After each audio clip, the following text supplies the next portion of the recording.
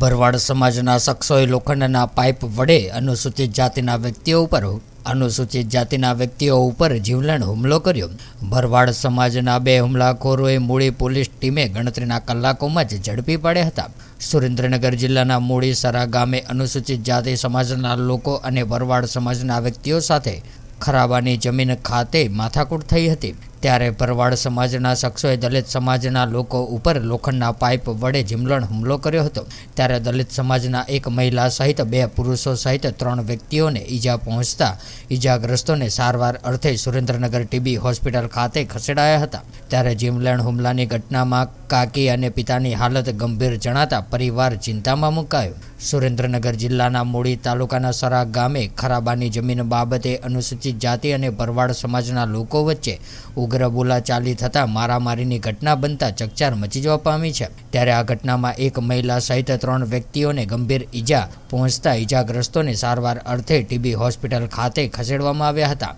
વધુ મળતી માહિતી મુજબ સરા ગામે નવાવાસમાં આંબેડકર નગરમાં આવેલા સરકારી ખરાબાની જમીન મામલે નવાવાસમાં રહેતા અનુસૂચિત જાતિના રાજેશભાઈ દેવજીભાઈ મકવાણા અને હીરાબેન રાજેશભાઈ મકવાણા તેમજ લાલજીભાઈ વાઘજીભાઈ મકવાણા સહિતના લોકોએ તેમને વાળેલી ખરાબાની જમીનમાં ગામના ભરવાડ સમાજના ખોડાભાઈ મેરાભાઈ ભરવાડ અને સિંધાભાઈ મેરાભાઈ ભરવાડ આ બંને ભાઈઓએ દલિત સમાજે વાળેલી ખરાબાની જમીનમાં જેસીબી મશીન ચલાવીને સાફ સફાઈ કરતા અનુસૂચિત જાતિના લોકોએ ભરવાડ સમાજના શખ્સોને ના પાડતા ભરવાડ સમાજના બંને ભાઈઓ અને દલિત સમાજના લોકો સાથે ઉગ્ર બોલાચાલી કરીને અપશબ્દો ભાંડીને જાતિ અપમાનિત કર્યા હતા. ત્યારે દલિત સમાજના લોકો સાથે લોખંડના પાઇપ વડે તૂટી પડીને જીવલેણ હુમલો કરતા હીરાબેન મકવાણા, રાજેશભાઈ મકવાણા અને લાલજીભાઈ મકવાણા ઉપર લોખંડના પાઇપ વડે જીવલેણ હુમલો કર્યો હતો.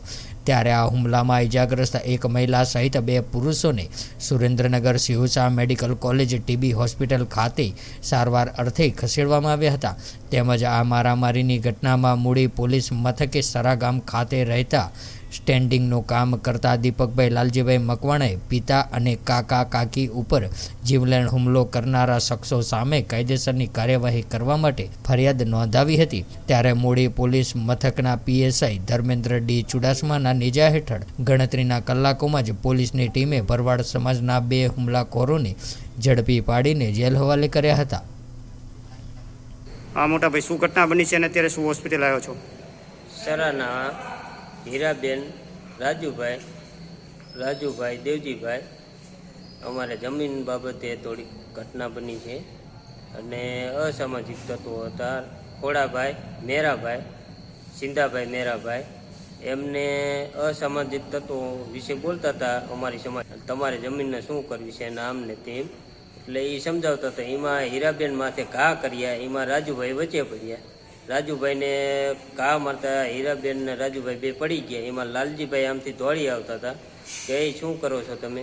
એટલે એમને માથાના ભાગે મારવામાં આવ્યો છે ને એમને માથાના ભાગે 5 થી 6 ટકા આવ્યા છે રાજુભાઈને, અને હીરાબેનને 7 થી 8 ટકા આવ્યા છે, અને લાલજીભાઈને 10 થી 12 ટકા આવ્યા છે. આવી રીતે બોલાચાલી થઈને એમાં માર મારીને એ અસામાજિક તત્વો ભાગી નીકળ્યા હતા અહીંયાથી. અને જમીન બાબતે ઝઘડો થયો છે. એ કે અમારી જમીન છે, અમે 20 વર્ષથી જમીન રોકી રાખી છે બધા પ્લોટ સાથે સમાજ માટે, અને એ કે અમારી જમીન છે ને આમને તેમને બોલીને ઝઘડો કરીને વી ગયા, નાસી રૂક્યા છે. શું હથિયાર હતા એમની પાસે? એવડ્યા પાસે અત્યારે લાકડીઓ હતી, પાઇપો હતી અને કંઈક બીજા હથિયાર રિક્ષામાં પણ હતા. રિક્ષામાં હથિયાર એમણાં રહ્યા હતા. રિક્ષા પણ અહીંયા પડી છે ને એવડે રિક્ષા એમને હાથે નાથે પલટી ખવડાવી દીધી અને જેસીબી લઈને આવ્યા હતા. જેસીબી પણ અમારી માથે ચડાવવાની કોશિશ કરી હતી એવડાએ. પોપટભાઈ ભીખાભાઈનું જેસીબી હતું. હાલ પોલીસ દ્વારા આ બનાવ બન્યો તો 10 થી 11 વાગ્યાના ગાળામાં બન્યો હતો. હાલ પોલીસ દ્વારા એટ્રોસિટીની કંઈક ફરિયાદ નોંધવામાં છે, એ કેમ છે? હા, એ હાલ અત્યારે 160ની ફરિયાદ નોંધાવી છે અને એ અત્યારે અમારા માણસો ગયા અહીંયા એટ્રોસિટીની ફરિયાદ માટે એફઆઈઆર લેવા, એ પણ આપી દીધેલ છે. ન્યાય માટે તમે શું કરશો હવે? ન્યાય માટે લડવાનું છે. કેવા પ્રકારની લડત?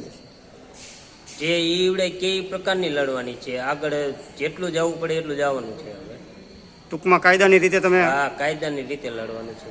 અમે ઈવડે અરે બાજી એક રીતે છે નહીં, બરાબર.